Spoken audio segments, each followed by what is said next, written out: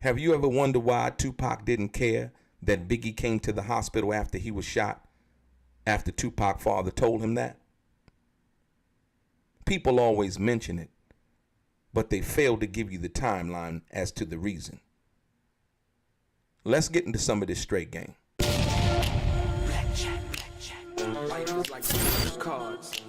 It's not what you dealt, but how you play it.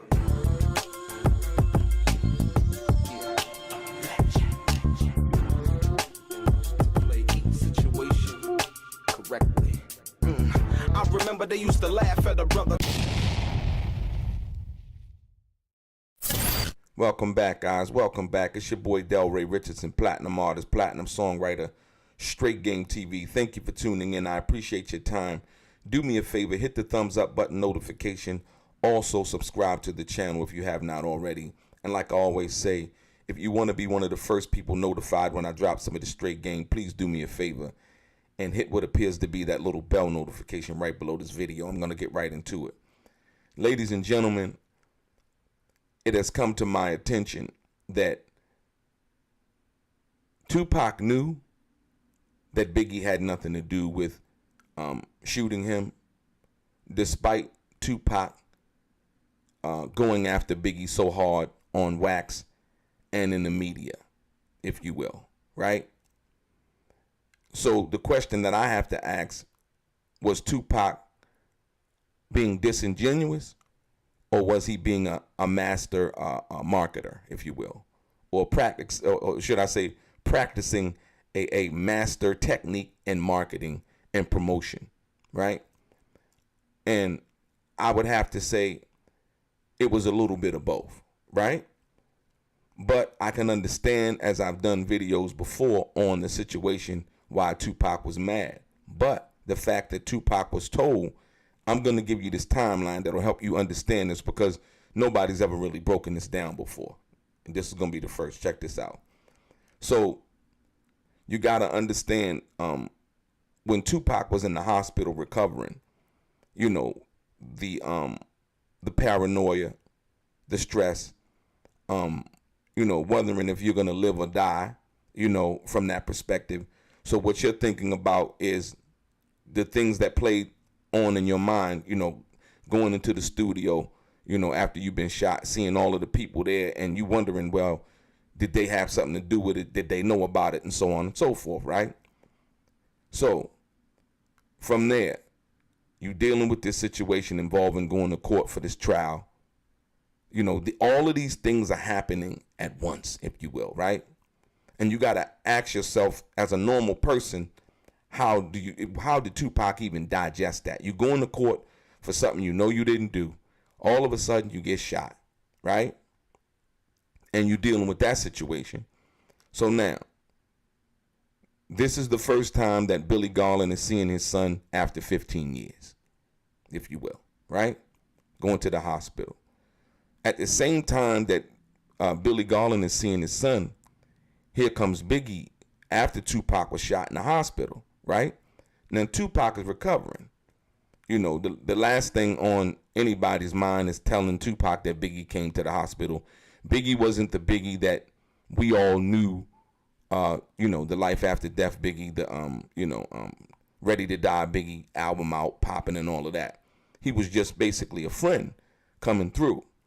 And so we got the information firsthand from somebody who actually talked to Biggie when he came through, and that was Tupac's father. But you can imagine at that particular time, the last thing on, from what I understand from talking to Tupac's father, the last thing on his mind was to tell Tupac that Biggie came, you know, to see him in the hospital and so on and so forth. At that particular time, Billy Garland didn't even really know who Biggie was from that perspective. You got to understand that. So now Tupac's recovering, dealing with that situation, right? And so when Billy Garland finally does get a chance to tell Tupac, once again, now Tupac has been convicted of those charges, or that situation in New York. He's been convicted. And now when Billy Garland finally gets a chance to talk to Tupac, he's now in a maximum security prison. So now are you not only dealing with the fact that you was just shot.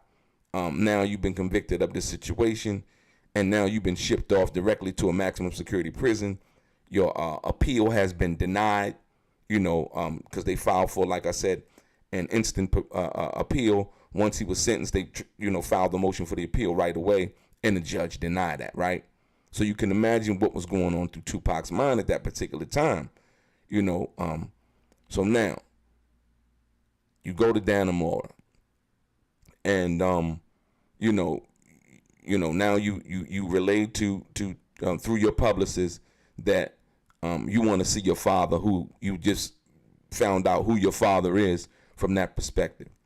And so once Billy Garland goes to Dannemora, he sit down and he basically says that he had ran it past Tupac that Biggie had came to see him in the hospital when he had first got shot. Now, the last thing on Tupac's mind, and mind you got to understand something.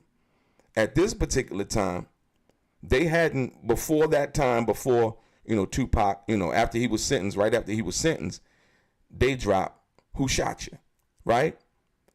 So up until that point, Biggie was in good standing, right? I don't think Tupac was really mad or anything like that. He came to the hospital, right? But what was it, 3 days? 3 days after Tupac had been sentenced, they dropped Who Shot You.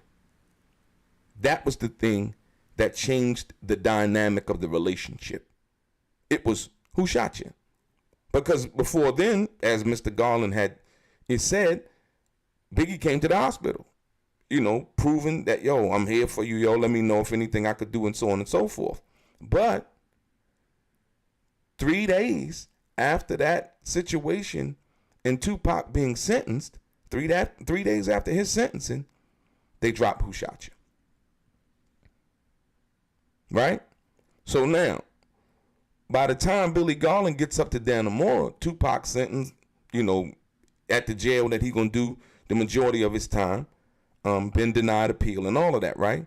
And so Billy Garland said they sit down and talk, and he runs it past Tupac that Biggie had came to the hospital. So with that being said, did you ever get a chance to tell Tupac that Biggie had came to the hospital and visited him? I think I did, yeah. And when I went to Dannemora, yeah, I think I did. But I don't think that was the conversation, that we were really talking. We were talking about so many other things. His mother, this and that, how you doing, Pops, and shit like that. You need this and that. Now, if you have all the information that Tupac had at that particular time, are you thinking about whether Biggie came to the hospital or not after they just dropped Who Shot You? And in Tupac's mind, that song was about him. You couldn't tell him nothing else in regards to that. Even if it was from Biggie's or Puffy's perspective or not, Tupac, and as an average mind thinking like, what? Like, who shot you? Like, what do you mean? And that Tupac is going through this thing about what happened and so on and so forth, because he said he was communicating with Biggie and trying to figure out what happened, who shot me, and so on and so forth. That's actually on tape. And I was seeing niggas place, he was hugging me, Pop, think you was the only nigga that woo. But he told me, like, about a week before I got shot, he knew the nigga that was shot me, and he was like, Pop, don't hang around this nigga, we walked in with the nigga that shot me, that ended up shooting me. He's like, Pop, don't fuck with this nigga, because I knew the nigga too, he was my Cody fan. And I was like, what you mean? He's like, I'll talk to you about it later, and we didn't talk. The next time I saw him was at the studio where I got shot. So I knew he knew what happened. So I was like, Biggie, what happened? He kept sending me messages like a bitch, like, I'm gonna come see you. No, nigga, what happened? Right? From Tupac's own mouth. And so now they drop Who Shot You. Billy Garland tells him Tupac's not really caring about that right now. So you got to understand the fact that Tupac knew whether Biggie came to the hospital or not it didn't even matter because he dropped Who Shot You. And Tupac felt like that was an ill-advised move and that, Biggie should have exercised more restraint. But we understand in the music industry that it's not up to the artist as to what they're going to do because you're under contract. And till this day, Who Shot You is one of the Biggie's most biggest songs, if you will, because it kind of shed a light on, that whole situation and gave him kind of a buzz. Tupac responded to that, and so on and so forth, right? So now, it didn't really matter. Yeah, from Mr. Garland's perspective, Biggie did come to the hospital. Biggie didn't really have anything to do with that from what Mr. Garland had explained by him coming to the hospital by himself, right? But on the other hand, he dropped "Who Shot You?" And so when he did that, that changed everything for Tupac. Because it was like somebody was kicking you when you were down. Somebody you had helped and lifted up when they were down. And so Tupac felt like Biggie should have exercised more restraint in regards to that situation, if you can understand that. So on one hand, yeah, Biggie did come to the hospital, trying to say, see what he could do and so on and so forth. But on the other hand, Tupac was asking him what happened, and so on and so forth. Biggie wasn't really giving him the answers that he wanted. And then all of a sudden, out of the blue, he drops "Who Shot You?" So you can understand the contrast between the two and why Tupac felt the way that he felt and felt like he should handle it the way that he did when he got out of prison. In dealing with Hit 'Em Up also. So if that can help you understand, because a lot of people, when they talk about this, they don't talk about the timeline and how things actually transpired. So yeah, they said, Tupac knew that Biggie didn't do nothing because Biggie came to the hospital. Yeah, but he never really got a chance to talk to him one-on-one from that perspective, right? And when he did get a chance to talk to him, he was asking Biggie what happened, and Biggie wouldn't say anything. Whether Biggie knew something or not, totally different subject, but he wouldn't say anything. And then all of a sudden, Tupac gets sentenced. A couple days after he gets sentenced, they drop "Who Shot You?"